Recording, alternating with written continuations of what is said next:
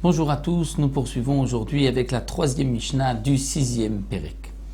Donc comme nous l'avons vu dans les Mishnayot précédentes, nous avons l'interdiction de sortir d'un domaine à l'autre Shabbat en portant un objet ou un habit. Mais lorsque cet habit est porté sur soi derech malbouche, comme si on porte un habit, ou même derech tarshit, comme un bijou, là, il n'y a pas de transgression de Shabbat. On peut sortir avec des habits sur soi pendant Shabbat, on peut sortir même avec des bijoux. Seulement, nous avons vu que parfois, les Chachamim ont interdit, de peur que l'on risque d'enlever l'habit ou le bijou pour maintes raisons, et de le déplacer Arba Amot Birshut Arabim dans le domaine public et ainsi transgresser Shabbat. Parfois, c'est lorsque on veut le montrer à quelqu'un, quelque chose, un bijou de valeur. Parfois, c'est lorsqu'il nous dérange, comme nous l'avons vu, il dérange pour se tremper au mikvé ou pour autre chose. Alors la Mishnah poursuit ici et nous dit, dans la troisième Mishnah, Lotetse isha bemachat hanekuva. Une femme ne pourra pas sortir avec une aiguille qui est trouée. C'est-à-dire, plus haut, nous avons vu dans la première Mishnah qu'une femme ne peut pas sortir avec une aiguille qui n'est pas trouée. C'est-à-dire une aiguille qui ne sert pas à la couture, qui est comme une broche parce que c'est un bijou, et on craint que peut-être elle risque de l'enlever, de le montrer et ensuite de marcher avec dans le domaine public.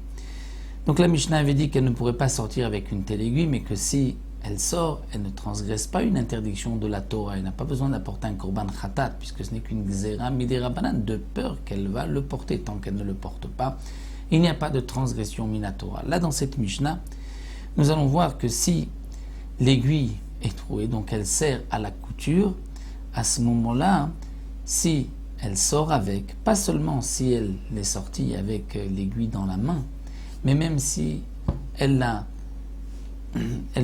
piqué l'habit avec et qu'elle l'a laissé sur l'habit, il y a aussi une transgression de Shabbat, puisque tout ouman, tout homme qui est un artisan, un couturier, qui a l'habitude de sortir en mettant une aiguille sur son habit, c'était l'habitude à l'époque pour montrer « je suis tailleur, je suis couturier », il y a une transgression de Shabbat Minatora, c'est la manière donc de sortir pour cet homme-là, bien que généralement on sort une aiguille dans la main, mais pour lui qui est couturier, qui est tailleur, il sort lorsqu'il va appliquer, il va la mettre dans son habit. La femme, c'est la même chose puisqu'elle sait coudre aussi, et donc elle ne pourra pas sortir avec une aiguille qui est percée, qui a un trou, puisque cette aiguille sert à la couture, et donc il y a une transgression de Shabbat. De même, velo betabaat sheyesh alea chotam.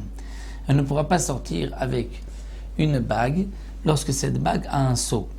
Dans la première Mishnah aussi, nous avons vu que si la bague n'a pas de sceau, elle ne pourra pas sortir puisque c'est un bijou.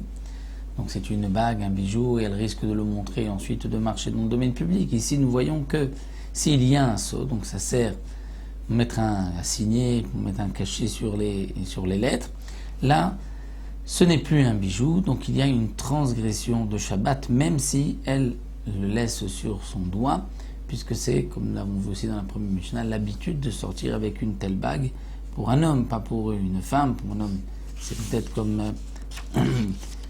c'est différent, comme nous l'avons vu pour l'homme et pour la femme. Donc, pour la femme, puisque ce n'est pas un bijou, alors là, il y a une transgression de Shabbat pour la femme, et elle est donc même chayavet khatat, comme nous allons le voir. Vélo bechuliar. Une femme ne pourra pas sortir avec chuliar. Chuliar, qu'est-ce que c'est? Chuliar, il y a deux explications qui sont données. C'est toute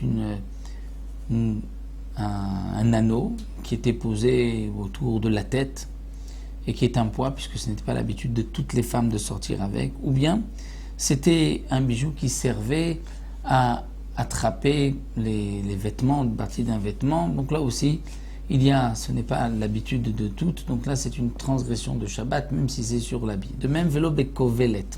Elle ne pourra pas sortir avec kovelet. Kovelet, c'était un nœud d'or ou d'argent, et il y avait à l'intérieur un parfum. Donc la femme sortait avec, manière de se parfumer à l'époque. Là, il y a une transgression de Shabbat. De même, vélo betzlochit shel paliaton, ni même avec une petite fiole, un petit carame, un petit flocon, où il y avait à l'intérieur une bonne odeur, de la muscade, ou peut-être même de l'huile balsamique, ça dépend des explications. Ve'im yatsa, et si elle sort avec chayevet chatat, elle est chayevet chatat, puisque ce n'est pas considéré comme un bijou d'après Rabbi Meir, et donc c'est une otsa'a, la femme sort et porte cela pendant Shabbat. Chamim potrim et kovel tsoresh l'atom. Chamim disent que dans les deux derniers cas, c'est considéré comme un bijou, puisque c'est considéré comme un bijou, donc il n'y a pas de chiyuv chatat. Maintenant, c'est vrai que comme nous l'avons vu dans la première Mishnah, elle ne pourra pas sortir avec de peur qu'elle va l'enlever pour le montrer. Dès que c'est un bijou, elle risque de le montrer à une amie, ensuite de marcher à Arba Amod, de transgresser Shabbat. Donc ça, ce n'est qu'une Xera Midera Banan. Notre Mishnah ici nous dit, est-ce qu'il y a un chiyuv chatat ou pas pour Rabbi Meir? Oui, pour les Chamim, dans ces deux derniers cas, non, c'est un bijou. Donc il n'y a qu'une interdiction Midera Banan. Donc là, nous avons vu pour les bijoux, les habits de la femme. Nous verrons dans la prochaine Mishnah, on reviendra à l'homme. Et la cinquième Mishnah, on reviendra à la femme. Bezrat Hashem, nous nous retrouverons dans les Mishnayot suivantes.